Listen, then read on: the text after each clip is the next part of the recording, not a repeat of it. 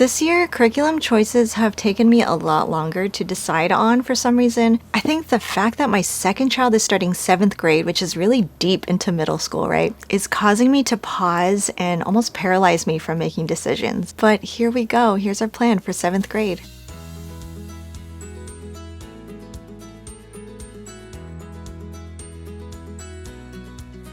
Hi, I'm Trisha from Juicebox Homeschool. I'm so glad you're here. We are talking about the 2024-2025 school year, and this will be the second time I have a 7th grader, which does make it a little easier in some way to choose curriculum, you would think. I have some experience here and some old curriculum that I can reuse, which I will in some cases. However, I'm also realizing how different these two kids are, how different they learn, how different their personality is, and how they pick up information, how they prefer to learn. Trying to take all of that into account and create the best plan for them takes some time and research. Also, I try to factor in our life stage, so I will have a 10th grader, a 7th grader, and a 4th grader. They all have some type of extracurricular activity that we want to leave time for. We have ministries we're involved in at our church. I have work. My husband has work. So all of those things kind of swirl around in my brain as I lay down the plans. And that's kind of how I put things together, trying to look at it from the big picture and then zooming in.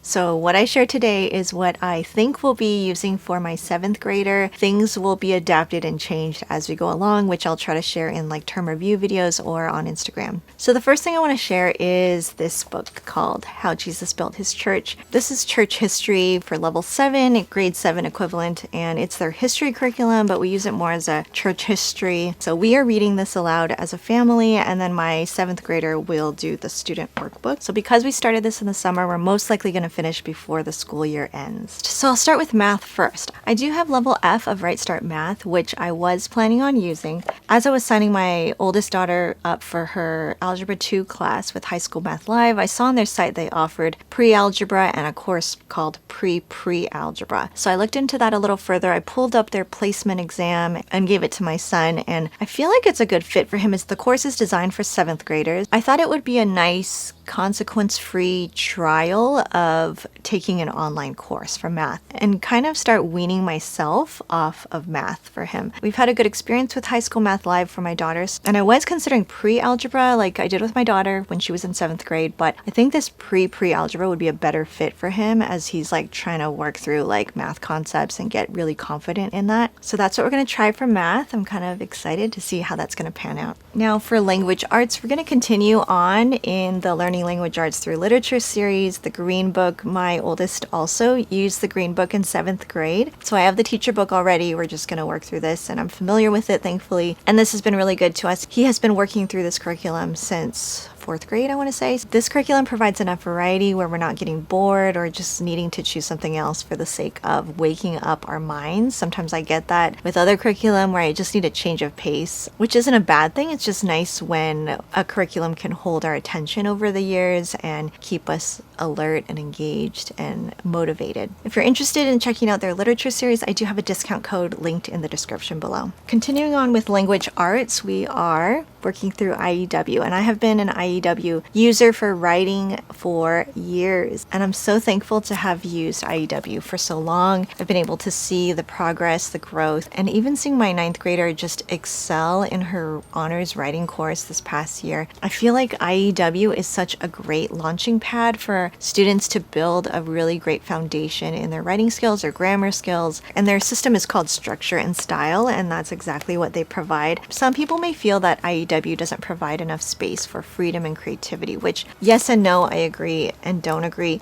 I think what I love is they provide a great structure, and that has helped both my creative writers and my reluctant writers just to have that strong framework, and they can be creative and have freedom within that framework. So it's kind of like providing the boundaries, and then you can do what you please within these boundaries. And in general, kids have such great imaginations, and God has wired them with so much creativity that that's already there innately, but the structure and the foundations of writing are not. And so I love that IEW provides this structure and style. So he took the online course. He'll be doing that again this coming year, and he is in level 2B. Level 2B. Along with that, He'll be doing Fix-It Grammar Level 4, Mowgli, and Shere Khan. He's been doing this since Level 1, so he's very familiar with this. This is a very open and go 10-minute curriculum max per day. He looks up a vocabulary word in the dictionary and then practices the grammar rule taught that week. One of the most simple and effective curriculum that we've used for years. It's just an open and go. I don't need to think about it much, but it gets the job done well. Following in his big sister's path, he'll be using Exploring Creation with General Science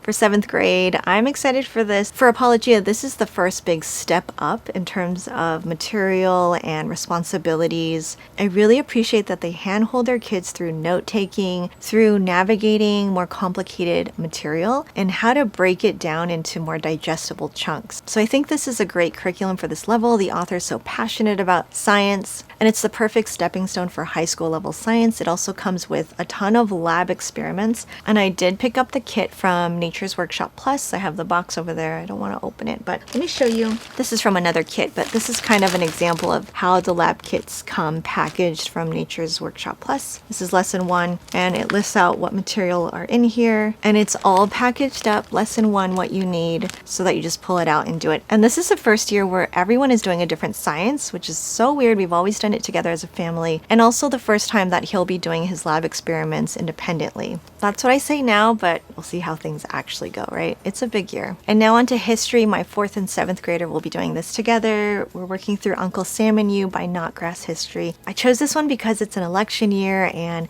this book in the beginning does go through the electoral process. So once we start in probably late August, we will get through enough lessons where they're familiar with the whole process, and then to be able to see it in real life will be pretty cool. The pack comes with a bunch of literature. This is not all of it, just some of the literature. I do have a flip through of this curriculum that I can link for you in case you want a closer look at all the books. Here is the lesson review book and the student workbook, and I'm only going to use the student workbook with my younger kid. If you can see, there's like some word searches and some unscramble, mazes, crossword puzzle. There's also some tests in here, but these are all appropriate for her level. This is designed to be a middle school curriculum, but in looking at this, depending on where your kid is at, but my 4th grader will be fine. We've actually read some of these books, and I'm excited to read this one. We have not read any of these books yet, which I'm probably in homeschool mom jail for. And I'm going to be using this lesson review with my 7th grader. We used Exploring World History last year for my 9th grader, and it reminds me of that, like,